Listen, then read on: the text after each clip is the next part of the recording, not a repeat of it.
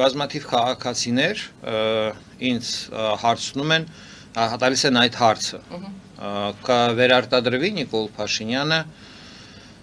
թե ոչ 26 թվականի ընտրություններում։ Ես քաղաքական գործիչ եմ եւ այդ հարցը ըստ իս կոռեկտ չի առհասարակ, որովհետեւ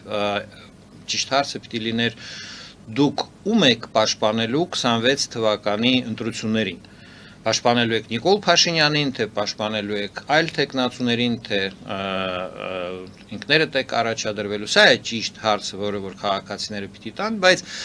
մեր երկրում, այսպես ասած, ֆատալիզմի մենտալիտետը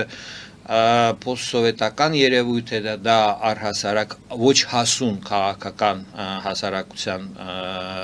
դրսևորում է, մարդկանց մոտ